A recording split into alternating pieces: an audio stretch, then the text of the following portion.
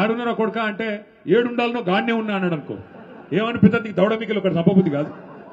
ఒక అట్లే ఉన్నది కత్తియాల మన పాటలకి వెళ్ళి పోయినోళ్ళు. ఇలా నకరాలు కాకపోతే నాకు అర్థం కాదు. ఓ రేవంత్ రెడ్డి ఉండేది 3 ఫీట్లు కానీ 30 ఫీట్లు డైలాగులు కొడతాడు. ఓహో ఆహా ఏదో పెద్ద గెలిచినా పీకినా అడ్డిమారి గుడ్డి దెబ్బల ముఖ్యమంత్రి అయినవు. మాకు తెలియదా నీకు తెలియదా? మనోళ్ళు ఏమనుకున్నారు మీ ఆలేరులో భువనగిరిలో కూడా ఏమనుకుర్రు అంటే, నేను చెప్తా రావు ఏమనుకుర్రు అంటే మీరు కూడా వాస్తవానికి ఆలేరు వాళ్ళు భువనగిరిలు కూడా పోతే శేఖర్ రెడ్డి పోతాడేమో సునీత పోతుందేమో కానీ కేసీఆర్ ఉంటాడు కదా అనుకున్నారు. అనుకురా లేదా? అంతేనా? అనుకొని ఏం చేసిరు మీరు? ఇంట్లో అన్నారు ఆయనతో మొదటికి మోసం వచ్చి. మరి ఇక్కడ శేఖర్ పోయి ఆడ సునీత పోతే కేసీఆర్ ముఖ్యమంత్రి ఎట్లయితాడే నాకు అర్థం కాదు. అక్కడ మనం దెబ్బతిన్నాం. ఇంకా చిన్న లాజిక్ మిస్ అయినాం అన్నట్టు ఒక గది జరిగింది. నిజానికి కేసీఆర్ గారి మీద రాష్ట్రంలో ఏ మనిషికి కూడా కాంగ్రెస్ వానికి బీజేపీ వానికి కూడా నిజంగా చెప్పాలంటే ప్రేమనే ఉన్నది తప్ప కోపం లేదు. ఎందుకంటే వాళ్ళకు కూడా ఎరికే బయటికేదో మాట్లాడతారు కానీ తెలంగాణ అనే రాష్ట్రం వచ్చిందంటే 2001లో ఈ జిల్లా గులాబీ జెండా ఎగిరితేనే కదా వచ్చింది. కేసీఆర్ పార్టీ పెడితేనే టీఆర్ఎస్ పుట్టింది. టీఆర్ఎస్ పుడితేనే 13 ఏళ్లు కొట్లాడితేనే ఆఖరికి కేసీఆర్ గారు సావు నోట్లో తలబెడితేనే అప్పుడు కదా తెలంగాణ వచ్చింది. ఆ తెలంగాణ వస్తేనే కదా ఇవాళ టీపీసీసీ, టీ బీజేపీ, టీ ముఖ్యమంత్రి వచ్చిందే కేసీఆర్ వల్ల కదా. అందుకే వాళ్ళకు కూడా ఎరికే మనసులా మహేష్ గౌడ్కి ఎరికే, రామచంద్రరావుకి ఎరికే. అందుకే బయటికేదో మాట్లాడతారు కానీ ఆడనో ఇన్నో మళ్ళీ మేము కలిసినప్పుడు పెద్ద ఆయన బాగున్నాడా అన్న, ఎట్లున్నాడన్నా అని మంచిగానే మాట్లాడతారు. ఎందుకు చెప్తున్నా అంటే మనము వాస్తవంగా ఎక్కడ చెడగొట్టుకున్నామంటే నిజానికి ఈ మాట ఒప్పుకోవాలి. మనం కూడా 10 ఏళ్లు ప్రభుత్వం నడిపినాం కానీ పార్టీ కార్యకర్తలు, కమిటీలు పార్టీని బలోపేతం చేసే విషయం కొద్దిగా పక్కకు పెట్టినాం, కొత్త తప్పు చేసినాం. ఇది వాస్తవం. అందుకే ఇప్పుడు సునీతకు వచ్చిన చెవులో చెప్తున్నది, రామన్న జర మనం అర్జెంట్ గా కమిటీలు వేసుకోవాలనే మంచిగా వేసుకోవాలని చెప్తుంది. నేను కూడా అక్కకు అదే చెప్తా ఉన్నా. అక్క దబ్బన ప్రభుత్వం పొడిగిన జెడ్పీటీసీ, ఎంపీటీసీ ఎలక్షన్లు పెడితే అవి కొట్లాడదాం, లేకపోతే కంపల్సరీ పెద్దసారిని అడిగి జనవరిలోనే చాలు చేసుకుందాం. సభ్యత్వ నమోదు, కమిటీలు, మంచిగా శిక్షణ కార్యక్రమాలు, బ్రహ్మాండంగా పార్టీని తయారు చేసుకుందాం. శేఖర్ రెడ్డి గారు ఇప్పుడే చెప్తా ఉన్నారు నాకు ఏమని అంటే, అన్న భువనగిరిలో పార్టీ ఆఫీస్ పెట్టినాక ఇంత బ్రహ్మాండంగా ఇంత మంచిగా ఒక పండుగ వాతావరణంలో ఈ సభ జరగడం ఇదే మొదటిసారి అన్నాడు. నేను శేఖర్ అన్నని కోరుతున్నా, ఈ పండుగ వాతావరణం ఇట్లా కలకలలాడుతూ లక్ష్మీ కళతో మన పార్టీ ఆఫీసు రాబోయే 3 సంవత్సరాలు ఇట్లే ఉండాలి, తప్పకుండా మీరు నడపాలని నేను కోరుతా ఉన్నా. నడపాలంటుతానే కాదు, మేము సిరిసిల్లలో ఒక పని చేస్తున్నాం. ఆడ మన పార్టీ ఆఫీస్ ఉంటుంది, మంచిగా ఉంటుంది, ఇట్లే మంచి హాల్ ఉంటుంది, బయట మంచిగా భోజనాలు పెట్టుకోవచ్చు, అన్ని పెట్టుకోవచ్చు. మన కార్యకర్తలకు పేదవాళ్ళు చాలా మంది ఉంటారు, వాళ్ళకి ఆడనో పోయి ఫంక్షన్ హాల్ తీసుకొని లగ్గాలు చేయాలి, శుభకార్యాలు చేయాలంటే చాలా పైసలు ఖర్చు అవుతాయి. అందుకే ఏం చేస్తున్నాం, అక్కడ ఇప్పటికీ 50 శుభకార్యాలు మన పార్టీ కార్యాలయంలోనే పైసలు తీసుకోకుండా బ్రహ్మాండంగా చేస్తా ఉన్నాం. అట్లాగే ఇక్కడ కూడా భువనగిరిలో, ఆలేరులో ఎవరికి కావాలన్నా మన పార్టీ కార్యాలయం పేదవాళ్ళు అయితే చాలు వాళ్ళకి ఇవ్వండి.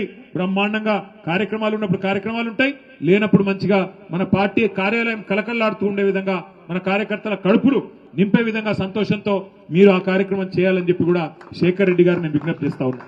ఇంకొక మాట కూడా నేను మిమ్మల్ని కోరుతా ఉన్నా.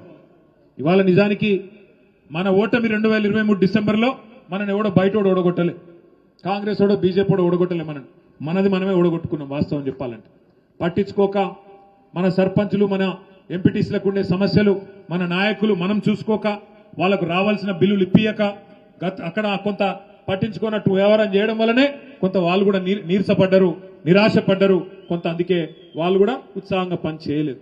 నిజానికి మనం చేసిన పని, కేసీఆర్ గారి నాయకత్వంలో గ్రామ పంచాయతీలలో జరిగిన పని స్వాతంత్రం వచ్చినాక భారతదేశంలో ఏ రాష్ట్రంలో కూడా జరగలేదు అనే మాట అక్షర సత్యం. ఇందులో తిరుగులేదు. ఎందుకంటే నేను ఉత్తగానే చెప్తలేను, మన నాయకుడికి, మన పార్టీకి, మన ప్రభుత్వానికి నేను కితాబులు ఇస్తలేను. వాస్తవానికి తెలంగాణ జనాభా పరంగా చూసుకుంటే భారతదేశంలో 3% కంటే తక్కువ. మన జనాభా ఎంత? 4 కోట్లు. భారతదేశం జనాభా ఎంత? 147 కోట్లు. మరి 147 కోట్లలో 4 కోట్లు అంటే 3% కంటే తక్కువ. కానీ 3% కంటే తక్కువ జనాభా ఉన్న తెలంగాణ జాతీయ స్థాయిలో ఉత్తమ పంచాయతీలు ఎక్కడున్నాయని కేంద్ర ప్రభుత్వం అవార్డులు ప్రకటిస్తే 30% అవార్డులు గెలుచుకున్నది కేసీఆర్ గారి నాయకత్వంలో. ఒక్కసారి గుర్తు తెచ్చుకోండి. ఎట్లా వచ్చినాయి మరి అవార్డులు?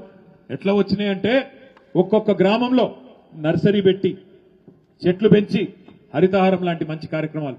నిజానికి చెట్లకు ఓట్లు ఉన్నాయి, వేరే వేరే నాయకులు వేరే వేరే పార్టీలు చెట్లు పెట్టుడు పట్టించుకోరు. కానీ కేసీఆర్ గారికి భవిష్యత్తు మీద ఉండే ఫికర్తోని మన పిల్లలు మంచిగా ఉండాలి, మన ఊర్లు మంచిగా ఉండాలి, ఊర్లు సాఫ్ ఉండాలి, స్వచ్ఛమైన గాలి రావాలి అనే ఉద్దేశంతో 270 కోట్ల మొక్కలు భారతదేశంలో పెట్టిన ఒకే ఒక్క రాష్ట్రం హరితహారం కార్యక్రమంలో మన రాష్ట్రం తెలంగాణ. మన నాయకుడు కేసీఆర్ గారు ప్రతి గ్రామంలో ఒక డంప్ యార్డ్ ఉండాలి, చెత్త ఏరేతందుకు ఒక ట్రాక్టర్ ఉండాలి, మొక్కలకు నీళ్లు వేసేందుకు ఒక ట్యాంకర్ ఉండాలి అని ఆలోచించిన నాయకుడు కేసీఆర్.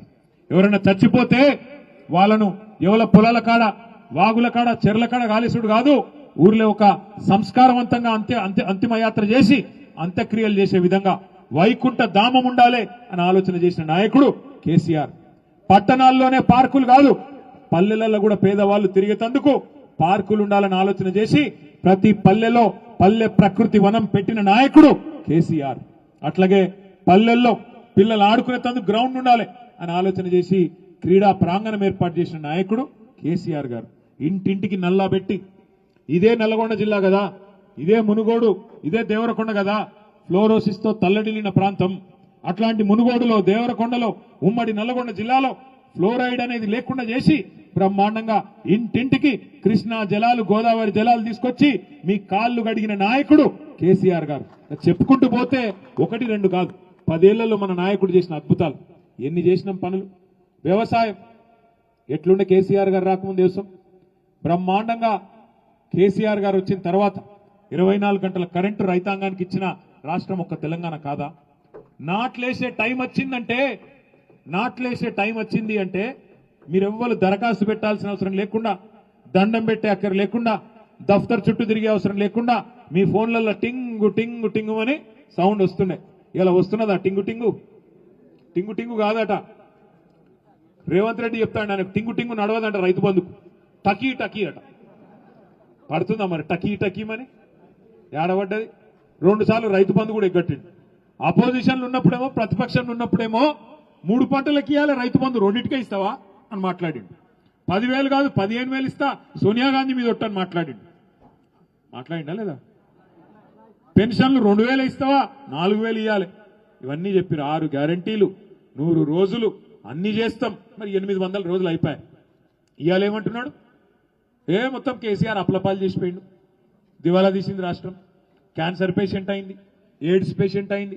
వెనకటికి ఎవడో ముఖం బాగాలేక అద్దంబల్ల కొట్టుకున్నాడట. శాత కాదు నీకు నడపనికి ప్రభుత్వం. యాద్ చేసుకోండి ఒక్కసారి. కేసీఆర్ గారు ఉన్నప్పుడు ముఖ్యమంత్రిగా కరోనా మహమ్మారి వచ్చింది. కరోనా వస్తే ఎన్నడన్నా కలగన్నామా మనం?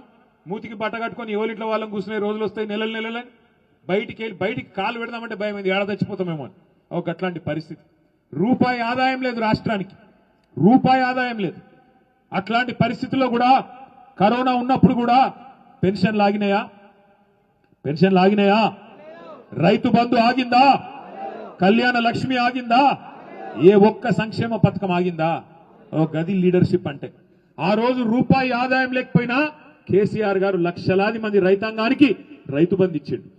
కేసీఆర్ గారు ఎక్కడ ఆడపిల్ల పెళ్ళైతే అక్కడ మరి బ్రహ్మాండంగా కళ్యాణ లక్ష్మి, షాదీ ముబారక్ అందజేసిండు.